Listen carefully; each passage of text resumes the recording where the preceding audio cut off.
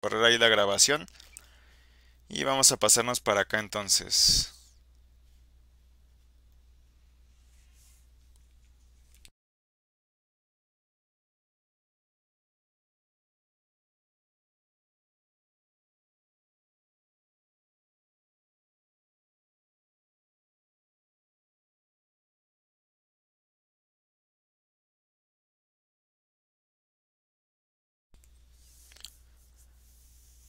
Vamos a ver este proceso de fabricación LIGA, que son unas siglas alemanas que cuando se traducen significan litografía, electroformado y moldeo.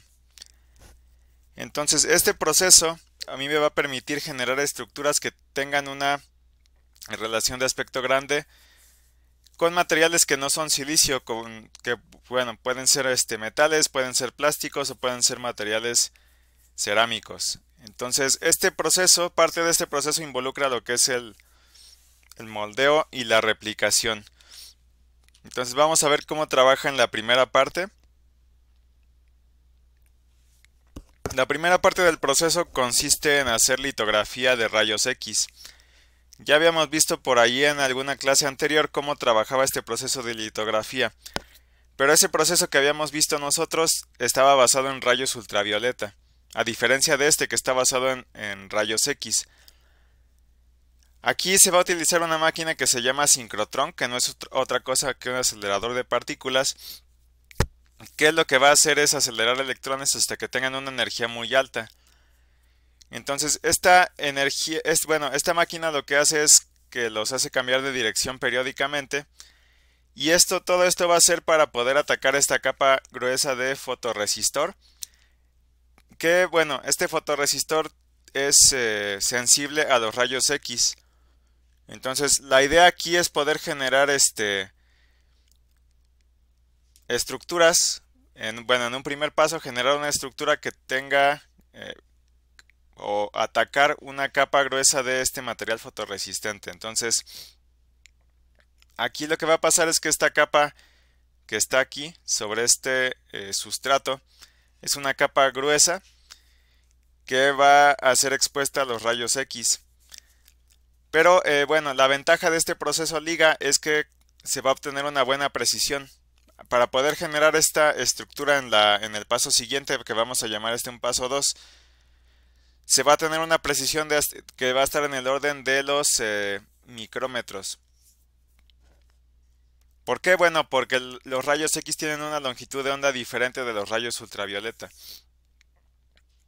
Y que de hecho van a tener una longitud de onda más corta que esos rayos ultravioleta. Entonces, gracias a esta característica de esta radiación se va a poder obtener un mejor nivel de precisión. Entonces, en un segundo paso, y si recuerdan la parte de la fotolitografía, lo que se hace es colocar una máscara. Entonces se coloca una máscara, se ataca, entre comillas, a la capa gruesa de fotorresistente, y hay ciertas regiones que van a quedar más oscurecidas que otras. Entonces aquí va a haber de dos sopas.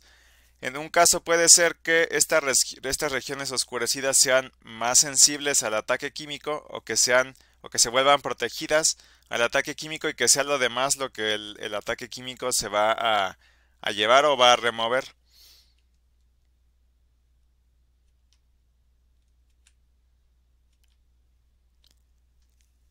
Aquí la idea de generar entonces esta estructura que está en el paso 2 es utilizarla como si fuera un molde para un proceso de electroformado.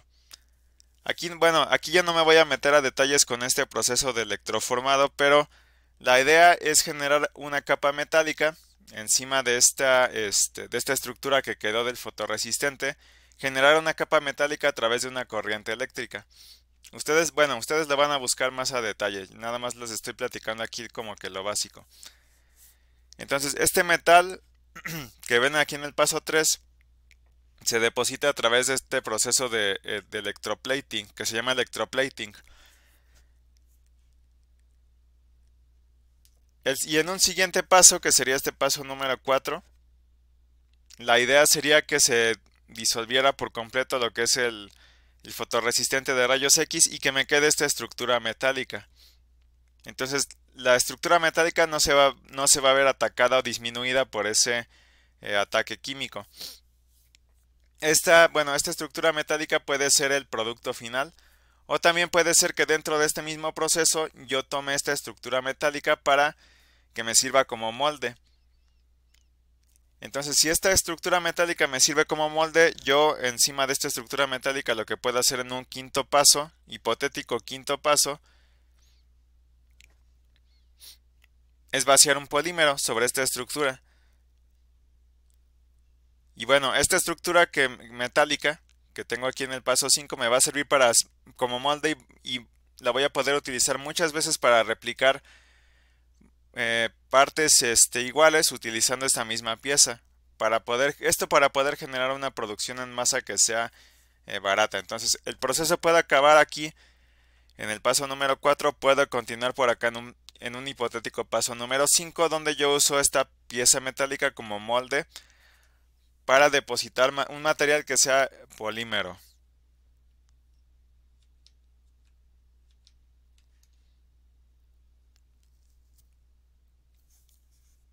Bueno, para este proceso de fabricación podemos implementar una variación que se llama pseudoliga. La diferencia de ese proceso pseudoliga es que va a tener una precisión que va a ser menor. ¿Por qué? Porque durante el primer y segundo paso no se va a utilizar rayos X, se va a utilizar radiación ultravioleta. Entonces, bueno, esa es una variación de estos procesos de fabricación liga. Y en cuanto a la precisión, con este proceso de fabricación, aquí en el primer paso se han llegado a generar capas de hasta 100 micrómetros, que considerando la escala en la que estamos trabajando se considera una capa que es gruesa. Entonces, otra vez, la ventaja de estos procesos de fabricación es que se logra una buena precisión, considerando que esta capa que se formó en el primer paso tiene un grosor mayor en comparación a otros procesos de fabricación. Esta capa entonces es más gruesa que la que se obtiene en otros procesos de fabricación. Entonces, entre comillas, esto me permite tener una manera rápida de empezar a generar micropartes. Y bueno, también esto depende del tipo de fotorresistor o de material que se utilice. Porque, por ejemplo, existe un material que se llama SU8, que bueno, ustedes les voy a pedir más adelante en una tarea que me investiguen ciertas características de este material. Este material es un fotorresistor negativo. Y este material, la ventaja que tiene es que me permite generar capas de más grosor. Estas capas que me permite generar este material van a tener hasta 200 micrómetros y se van a poder obtener partes mecánicas de buena calidad. ¿Por qué? Bueno, porque este proceso me garantiza que se tenga un cierto nivel de precisión, aunque estas capas de fotorresistor tengan un grosor muy grande entre comillas, pero recuerden que pues es muy grande considerando la escala en la que estamos trabajando. Bueno, no sé si hasta aquí tengan alguna duda o alguna pregunta.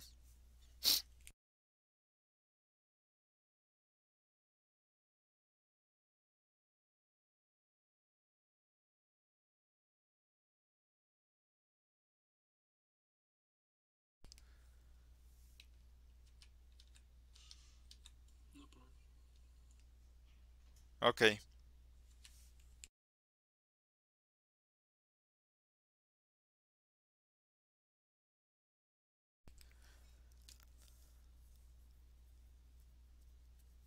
Bueno, vamos a ver otra aplicación. Es un proceso parecido al proceso liga que vimos en las diapositivas anteriores, pero vamos a ver la manera en que se pueden fabricar microlentes en la parte MEMS, en los dispositivos MEMS. Sería complicado generar ese tipo de estructuras. ¿A qué me refiero? A que los lentes tienen una forma curva, como la que acabo de dibujar por acá. Entonces aquí el reto sería decir, bueno, ¿cómo puedo generar esta forma curva de manera sencilla? Considerando todos los procesos de fabricación que ya vimos. Vimos que, por ejemplo, se pueden generar estructuras de este tipo sobre el sustrato. ¿Ok? O vimos también que se pueden generar estructuras que tengan una alta relación de aspecto sobre el sustrato, como esta cavidad. Pero ¿cómo genero esta estructura que está por aquí? Bueno, si puedo lograr, por ejemplo, este, ok, si puedo lograr,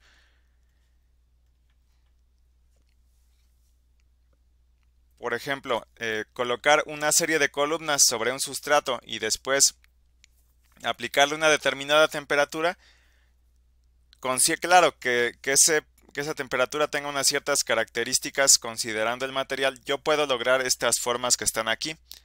¿Cómo? Bueno, derritiendo entre comillas el material que forme esas columnas. Entonces, la idea aquí sería la siguiente.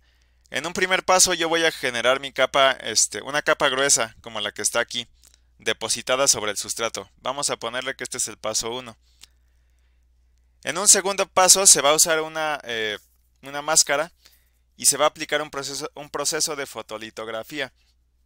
Entonces la idea aquí es remover cierta parte del material que se depositó, que es un material fotorresistor, y que queden estas columnas que están aquí en el paso número 2. Entonces estas columnas van a tener un determinado diámetro. Bueno, aquí en este caso el diámetro de la segunda columna es más grande que el de la primera. Perdón. La idea en el siguiente paso entonces es colocar la oblea a una determinada temperatura. Que esa temperatura tiene que ser más grande que la temperatura de transición vítrea de este polímero que yo deposite. El polímero es este material que está por encima del sustrato. Entonces, bueno, igual esto me lo van a investigar más adelante. Igual ya saben que les voy a pedir lo que quiero que me investiguen sobre este concepto. Entonces se coloca esta oblea a una temperatura más grande que esta temperatura de transición vítrea de este polímero que forma estas columnas. Y la idea es que entonces este polímero se va a derretir. Cuando se derrite, bueno, obviamente sucedió una transición de un estado sólido a un estado líquido. Entonces, cuando tenemos un material en un estado líquido, va a estar sometido a ciertos fenómenos o a ciertas fuerzas. En este caso, este polímero que se derrite va a estar sometido al fenómeno de tensión superficial. Y debido a este fenómeno se va a adoptar una forma esférica, como la que necesito precisamente para poder formar lentes. Y ¿por qué se realiza de esta manera? Porque en realidad para poder generar esta forma esférica sería muy complicado con algún otro proceso. Por ejemplo, con algún proceso de grabado sería muy complicado obtenerlo. Por esa razón se implementa este proceso que les estoy describiendo acá. Aquí en realidad el principio que trabaja por detrás de la fabricación de estos lentes es la tensión superficial. Pero detrás de esta tensión superficial hay otra cosa todavía que se llama minimización de energía. ¿Por qué? Porque cuando un material vamos a dibujarlo, cuando un material adopta una forma curva, es porque el líquido está tratando de ocupar la menor superficie posible. Por esa razón el líquido va a adoptar esta forma curva. Entonces yo me puedo aprovechar de esta característica de los líquidos, de este fenómeno que afecta a los líquidos para poder generar estos lentes. Entonces aquí uno de los factores que me va a afectar en la generación de estos lentes en cuanto a las dimensiones va a ser el diámetro. ¿Por qué? Porque dependiendo de qué tan grande sea el diámetro de mi pilar en el paso 2 va a determinar el radio en el paso 3. Entonces si se fijan, la columna que tuvo un mayor diámetro, que es el diámetro 2, va a tener un mayor radio o curvatura. Entonces, entre más ancha sea la columna, entre más grande sea ese diámetro, más grande va a ser el radio que yo obtenga para mi lente que yo esté fabricando. Pero esta no sería la única opción que tengo para poder generar estos lentes. La otra opción es decir, bueno, de alguna manera voy a incrementar el grosor de la capa de material que yo estoy depositando en el primer paso. Entonces, esa forma final que adopte el lente no solamente va a depender del diámetro que tenga la columna que generé en el paso 2, sino también va a depender entonces del grosor que se tenga para esta capa que se genera en el paso 1. Que bueno, este grosor puede ser visto aquí como otra dimensión, como si fuera h. Entonces la forma final de mi lente va a depender de estas dos dimensiones, tanto del diámetro como de la altura del pilar o de la columna. Y ¿por qué se utilizan polímeros para poder formar estos microlentes? Por la simple y sencilla razón de que los polímeros tienen mejores propiedades ópticas que el silicio para el rango visible. Que bueno, recuerden que ese rango visible pues no es otra cosa, si lo viéramos como una gráfica. Normalmente se presenta como una gráfica de longitud de onda o de frecuencia. Entonces este rango visible va a tener un rango para unas ciertas longitudes de onda. Entonces para ese caso los polímeros se utilizan porque tienen tienen mejores propiedades ópticas en este rango que está aquí. Bueno, y con esto terminaríamos entonces los procesos de fabricación. Y nos pasamos entonces a lo que es la caracterización óptica. No sé si hasta aquí tengan alguna duda o pregunta antes de pasarme al siguiente tema.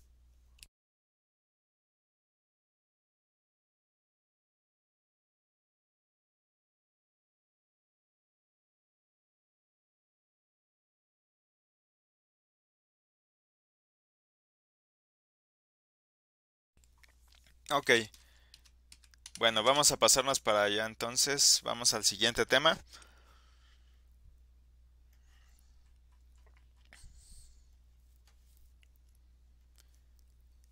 Y bueno, en realidad el primer método de caracterización que vamos a ver va a ser a través de microscopio. Vamos a ver diferentes variaciones o formas de hacer esta inspección visual que existen en los microscopios y que realzan diferentes características de mi dispositivo. Vamos a ver tres variaciones y vamos a ver cómo es que se implementan dentro de los microscopios y vamos a ver cómo se hace la inspección de los dispositivos. Vamos a trabajar con un ejemplo en particular. Vamos a ver cómo inspeccionar las características de este dispositivo utilizando estos tres diferentes modos de microscopía óptica.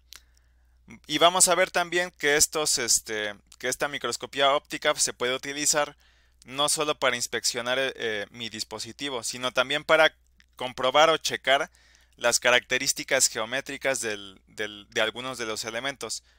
Que bueno, llámese por característica geométrica lo que es las dimensiones, como puede ser un ancho, como puede ser un largo, o como puede ser una profundidad, por ejemplo. Bueno, vamos a estar trabajando entonces con este dispositivo, que es un actuador térmico. Entonces la imagen que ven, la imagen que ven aquí en la parte de la izquierda fue una imagen que se obtuvo a través del primer modo de microscopía. Ese modo de microscopía, este primer modo se llama microscopía de campo claro. Entonces, este es el resultado de tomar o extraer una fotografía a través de ese modo de microscopía.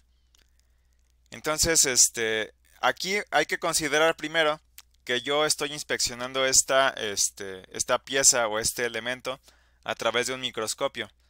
Entonces, para poder extraer esta imagen, se tiene que montar una cámara sobre el microscopio. O que el microscopio ya venga integrado con una cámara, que bueno, ya no es común verlo en estos días, ¿no? Aquí, bueno, se va a tener también indicado sobre esta imagen los materiales con los cuales está conformado mi dispositivo. Por ejemplo, el material que está sobre la parte central es silicio. Este material que está formando esta especie de canales es cromo. Y el material que rodea el cromo es dióxido de silicio, que es este material que está por acá. Aquí también sobre esta imagen se está mostrando lo que es la escala. Entonces, para poder darme una idea de las dimensiones de ciertos elementos en el dispositivo, yo tengo esta barra de escala aquí en la parte inferior, que lo que hace es decir, bueno, tomo desde un cierto píxel en la imagen hasta otro píxel sobre la misma imagen, Y esto me sirve a modo de comparativa. Entonces yo aproximadamente me puedo dar una idea de cuáles son las dimensiones de ciertas partes de este dispositivo. Por ejemplo, si yo tratara de colocar esta barra de color rojo sobre este canal que está aquí, yo podría decir, bueno, a lo mejor este canal es de aproximadamente 100 micrómetros. Entonces esta barra me sirve como una referencia para poder obtener lo que son las dimensiones. Otra cosa es que como este elemento o este dispositivo es un actuador, este actuador va a estar formado por 4 vigas que en este caso, en esta imagen, van a estar desenfocadas. Entonces son esta viga que está aquí, esta que está por acá. Todos estos elementos que se ven aquí en las esquinas son vigas. Pero aquí en esta imagen van a aparecer desenfocados. ¿Por qué? Porque inicialmente las vigas van a tener una cierta deflexión. Obviamente no podemos darnos cuenta de esto con utilizando este enfoque, ¿no? Utilizando este modo de inspección. Pero vamos a ver más adelante, quizá no en esta clase, pero más adelante vamos a ver que hay unas imágenes donde se puede ver claramente que estas son unas vigas que inicialmente están flexionadas. O al menos en el momento en el que se adquiere la imagen, esas vigas están flexionadas. ¿Cuál es la idea de trabajar con un microscopio? Que el microscopio va a proyectar una imagen amplificada o magnificada de este objeto hacia un ocular para que yo lo pueda inspeccionar visualmente o hacia una cámara.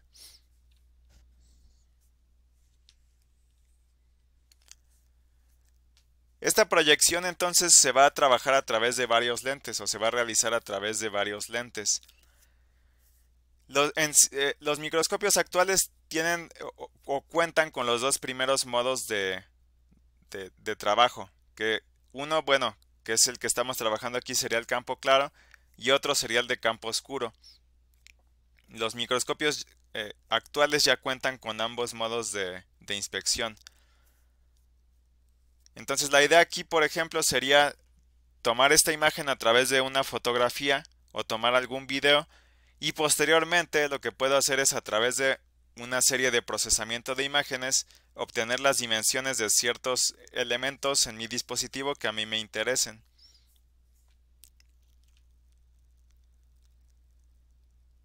Entonces los microscopios cuentan con un juego de lentes para poder hacer esta magnificación del objeto. Que bueno, son los que están aquí en la parte derecha de la imagen. Acá en la parte superior está representado el ojo de una persona y está viendo a través del primer lente. Entonces, bueno, este es un primer lente, pero más abajo en la trayectoria, digamos, del haz de luz, existe el lente objetivo, que es este lente que está por aquí. Entonces, la amplificación final es una combinación de la amplificación que me da el primer lente con el segundo. Entonces, bueno, vamos a suponer, por ejemplo,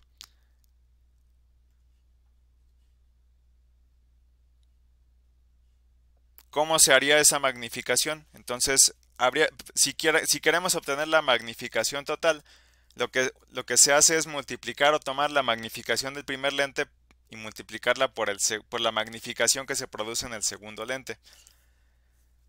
Entonces, bueno, la magnificación del primer lente es fija, yo no la puedo variar, pero la que sí puedo cambiar es la magnificación del lente objetivo. ¿Por qué? Porque si recuerdan en los microscopios, se pueden elegir hasta 4 o 5 magnificaciones diferentes o lentes diferentes. Entonces, dependiendo de cuál sea el lente que yo utilice, voy a tener una cierta magnificación. Bueno, para la magnificación del lente ocular se tienen magnificaciones que van en estos rangos 5 veces, 10 veces, 15 veces o 20 veces. Y en los lentes objetivos se tienen magnificaciones que van desde 5 hasta 100 veces. Entonces habría que tomar la magnificación del primer lente, bueno, suponiendo que tengamos 20, habría que tomarla y multiplicarla por la magnificación del segundo lente. Que bueno, en un caso particular, si por ejemplo la magnificación de este lente objetivo fuera 5, habría que multiplicar 20 por 5 y entonces tendríamos una magnificación total de 100. Esta sería la manera en cómo trabaja la magnificación total. Y bueno, puede sonar hasta un poco absurdo, ¿no? Pero la manera en cómo cómo viajan los haces de luz sería la siguiente. Estos lentes obviamente son elementos ópticos que me sirven para transmitir la luz. Entonces, como tienen unas ciertas características desde el punto de vista óptico, los haces de luz van a poder viajar a través de estos lentes. Diferente de lo que se produce, por ejemplo, en los objetos opacos, como por ejemplo el objeto que yo estoy inspeccionando. Entonces la luz va a ser transmitida por los lentes, pero va a ser reflejada por los objetos opacos, que en este caso mi objeto opaco sería el objeto que yo estoy inspeccionando.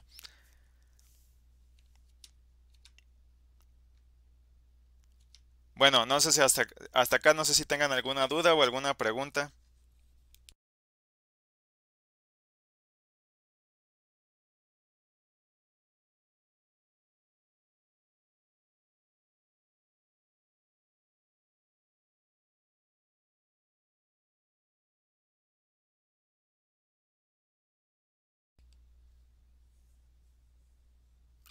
No, por el momento no. No, profe, ninguna. Ok. Bueno, a grandes rasgos estas son las partes principales de un microscopio. Un microscopio que pueda trabajar con ambos modos, tanto con el modo de campo claro como con el de campo oscuro. En este caso este es un microscopio de la marca Nikon. Y bueno, para este caso, para este microscopio, la fuente de luz está aquí en la parte trasera.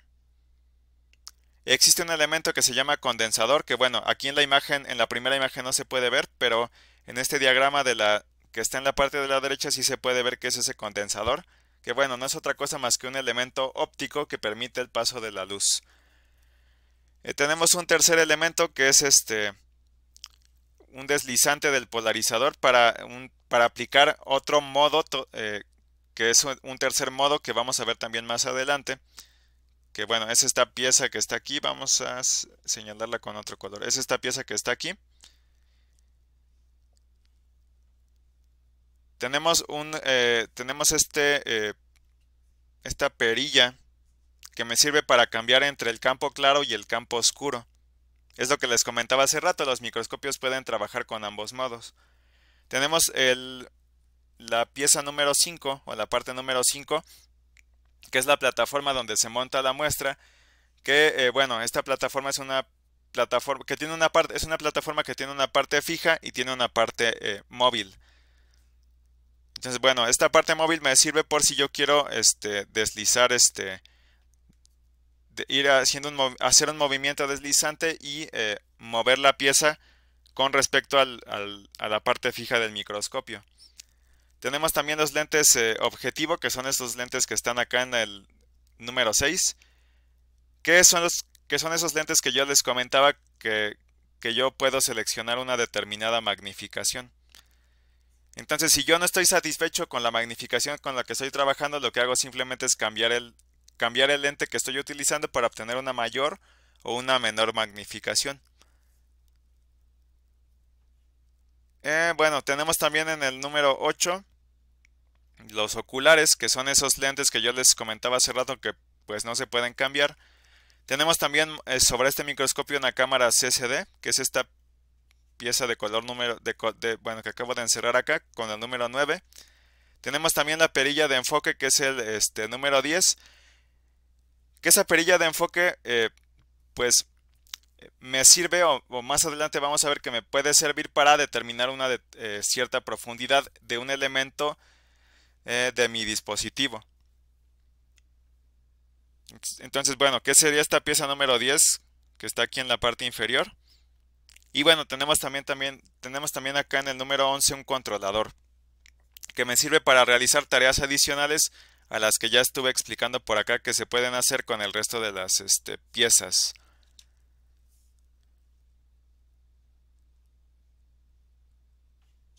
Entonces, bueno, analizando este primer modo con el que trabaja el microscopio desde el punto de vista óptico, eh, bueno, vimos hace rato que la magnificación se hace a través de una combinación de lentes.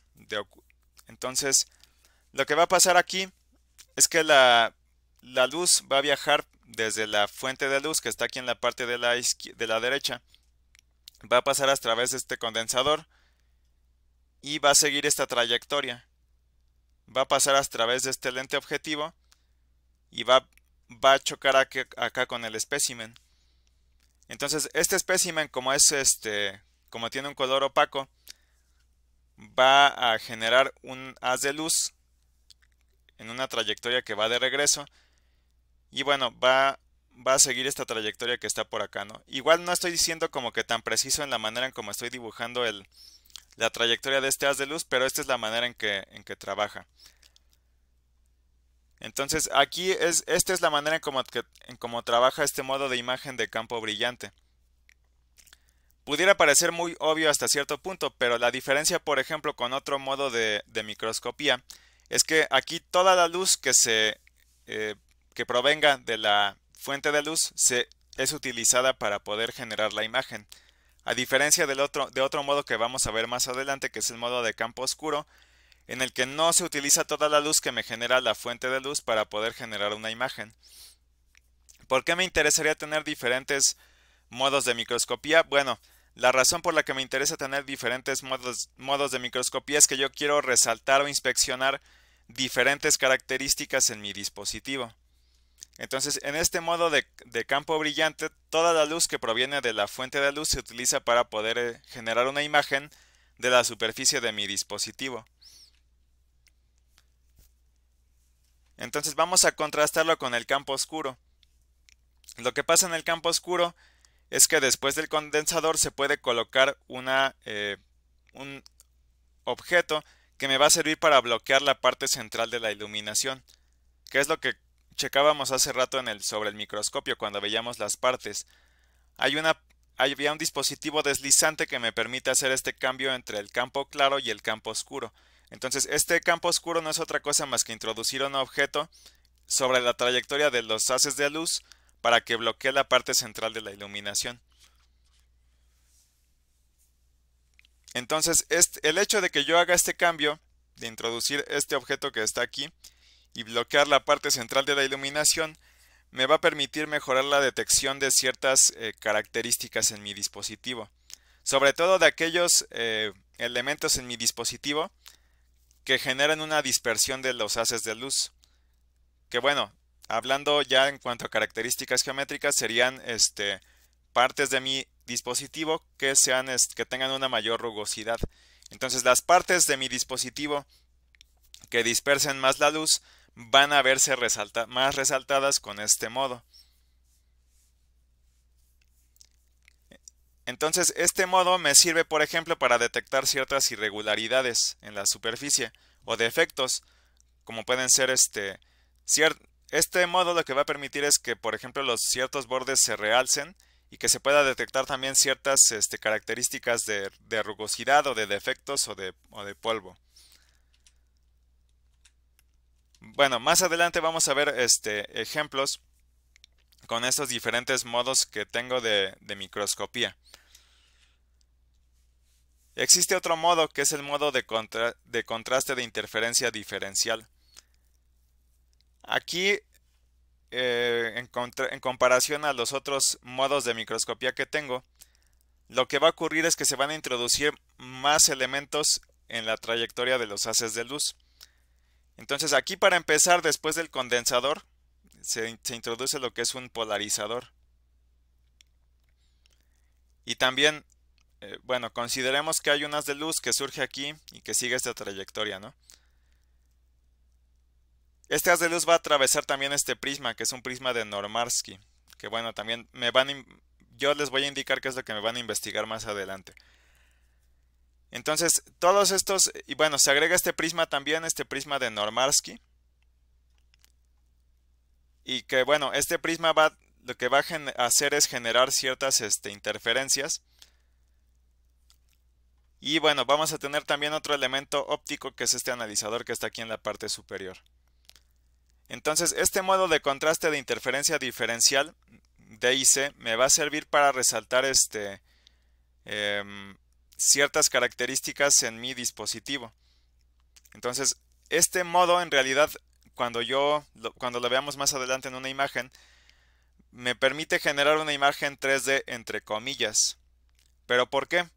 ¿Por qué puedo ver ahora una imagen de mi dispositivo, pero ahora en 3D, entre comillas?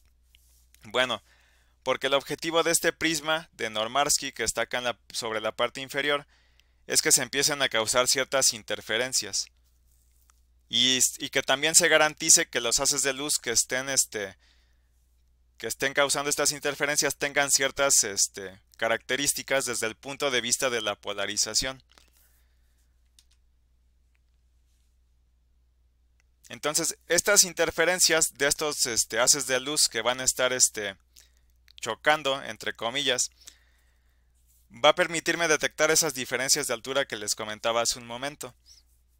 Entonces, esto va a generar que se produzca una apariencia, entre comillas, 3D de mi dispositivo. Entonces, yo voy a poder percibir qué partes de mi dispositivo tienen una mayor altura que otras. Esto es lo que yo logro con este modo de IC.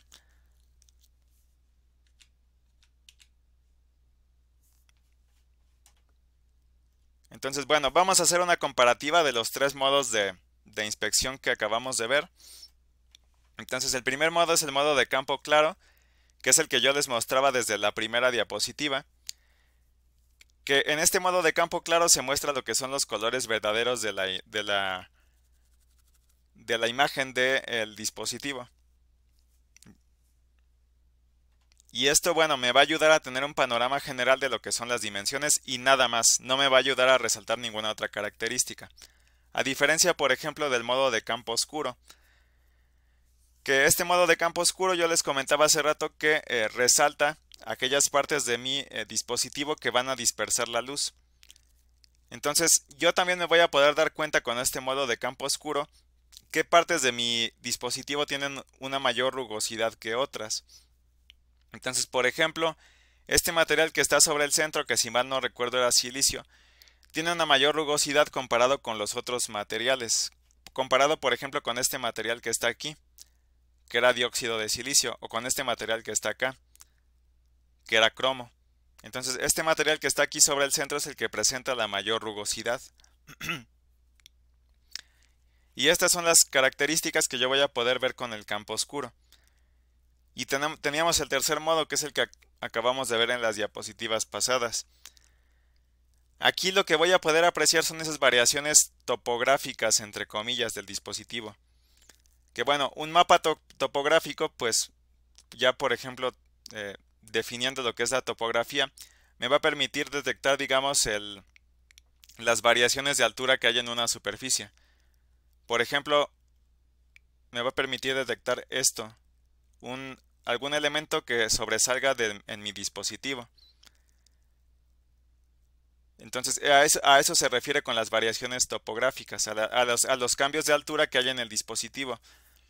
Entonces, yo aquí puedo ver, bueno, aproximadamente puedo ver lo que es el cambio de altura entre, por ejemplo, estas regiones que están de color azul oscuro y las regiones de color azul claro.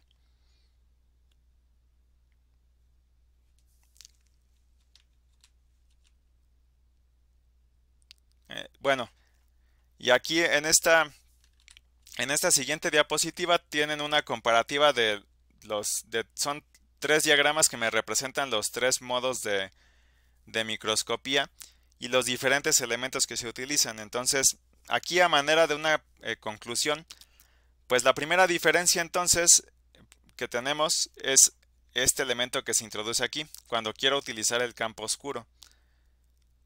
Y bueno, ese campo oscuro ya vimos que me sirve para resaltar ciertas partes de la estructura que tengan ciertas características de rugosidad o de defectos, si también se le puede llamar así. ¿Por qué? Bueno, porque esas partes de la estructura o de mi dispositivo dispersan de mayor manera la luz.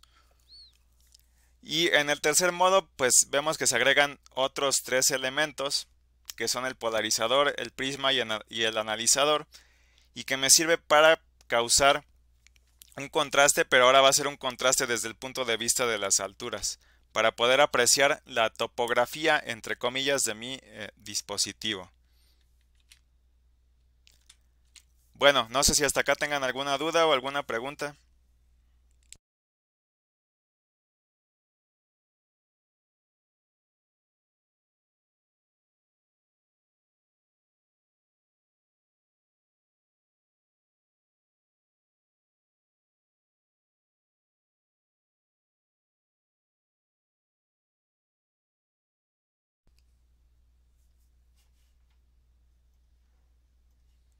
Ok. Bueno, vamos a ver cómo se hace la calibración para poder hacer mediciones sobre el plano. Vamos a suponer, por ejemplo, que queremos medir cierta característica en este dispositivo con el que estamos trabajando. No sé, vamos a suponer que queremos medir el ancho de este canal, por ejemplo. ¿Cómo le podemos hacer? Bueno, el primer paso sería utilizar la cámara CCD y utilizar también un patrón que ya tenga unas determinadas dimensiones, bueno, sería este patrón que está en esta imagen que está por acá. Y aquí en lo que yo voy a tener acá es que esta distancia desde la primera línea hasta la segunda tiene unas ciertas dimensiones. A grandes rasgos lo que yo voy a hacer aquí es decir, bueno, yo voy a tomar esta medición, pero la voy a tomar en píxeles y voy a generar una equivalencia, considerando el nivel de amplificación que yo tenga. Entonces, este objeto que está aquí se le llama máscara de calibración. Entonces, esta máscara de calibración me va a servir para hacer ese proceso. Yo tomo la distancia, por ejemplo, entre una línea y entre otra línea dentro de esta máscara y hago esa equivalencia en píxeles. Claro, otra vez considerando que tengo esta amplificación.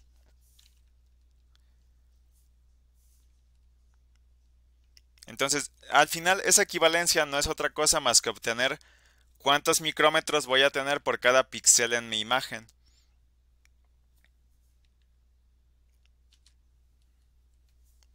Entonces aquí, bueno, aquí en este proceso de calibración lo que se hace es tomar dos puntos de referencia, que serían estas dos líneas de color rojo, y se hace la calibración. Entonces, esa calibración se hace considerando que yo conozco ya esta distancia desde esta línea roja hasta la otra, y considerando que dentro del software yo voy a poder conocer también cuál va a ser la distancia en píxeles. Entonces aquí, por ejemplo, haciendo esa equivalencia yo voy a obtener que un píxel es igual a 0.1243 micrómetros con esta amplificación de 100 veces, de 100x. Entonces yo ya obtuve esta equivalencia desde píxeles hasta micrómetros. Cada píxel de esta imagen me va a representar 0.1243 micrómetros. Ojo, repito de nuevo, consideren que tenemos una amplificación de 100x, de 100 veces, una amplificación de 100 veces. Si tuviéramos otro tipo de amplificación, entonces esta escala ya, bueno, esta equivalencia ya no sería aplicable. Habría que hacer un ajuste. Entonces vamos a suponer entonces que hacemos una medición del ancho de esta línea que está aquí. Y vamos a suponer que el software del microscopio me permite conocer que este ancho de línea es igual a 79.957 píxeles. Ok, ya tengo la medición en píxeles, pero la puedo pasar, o el siguiente paso sería pasar esa medición de píxeles a micrómetros. Si yo quiero hacer esa equivalencia, tengo que considerar que yo ya me moví dentro de la amplificación.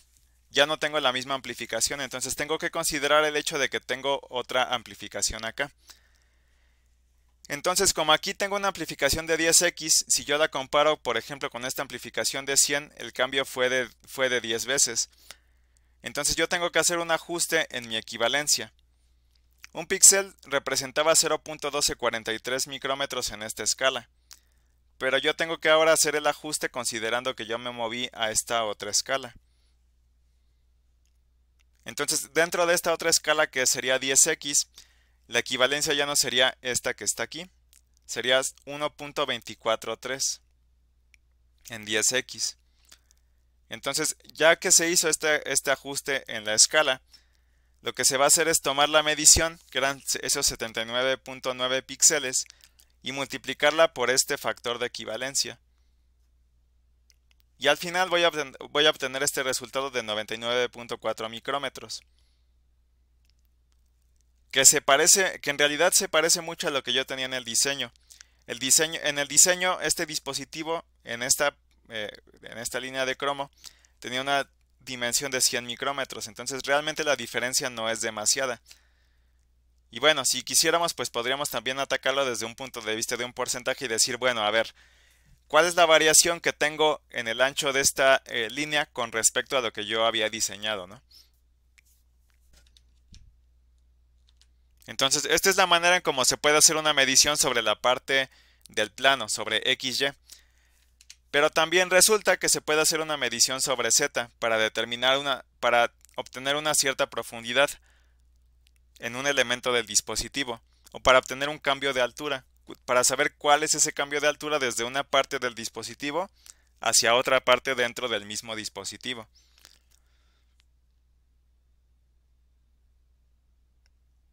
Entonces lo que yo puedo hacer aquí es lo siguiente.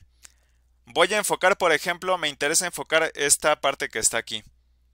Entonces yo voy a jugar con esta perilla de mi microscopio hasta que esta parte quede enfocada. Aquí, si se fijan, estas líneas quedan bien definidas, están claramente definidas. Entonces lo siguiente que yo voy a hacer es con este enfoque que yo tengo aquí, voy a tomar la medición. Por ejemplo, no sé, vamos a suponer que la perilla quedó en 10, ¿no? Vamos a suponer que la perilla quedó en 10. Entonces el siguiente paso pues sería anotar esa medición de 10 y luego cambiar el enfoque hacia otra parte del dispositivo. Entonces en la siguiente imagen, por ejemplo, el enfoque se cambió ahora sobre esta parte central del dispositivo. En este caso ahora todo lo que esté dentro de este rectángulo va a estar correctamente enfocado, a diferencia de todo lo que está por fuera. En este caso aquí estas líneas, si se fijan, ya no están bien definidas. Ups, voy a cambiarlo de color. Estas líneas que están aquí ya no están bien definidas. Entonces aquí con este enfoque que acabo de realizar voy a tener otro número acá en la perilla. No sé, vamos a suponer que era 15. Entonces yo lo que tengo que hacer es una resta de 15 menos 10. Y de esta manera yo puedo saber aproximadamente cuál va a ser el cambio de altura entre una parte del dispositivo y la otra. Entonces aquí al momento de realizar esta medición obtuve que ese cambio en la altura va a ser de 70 micrómetros. Pero bueno, esto se realizó haciendo este cambio en el enfoque. Hay otros modos de realizar también estas mediciones de profundidad que los vamos a ver más adelante, y no son precisamente métodos ópticos, son otro tipo de métodos los que se usan para determinar o para caracterizar las diferencias de altura dentro del dispositivo. Bueno, no sé si hasta acá tengan alguna duda o alguna pregunta.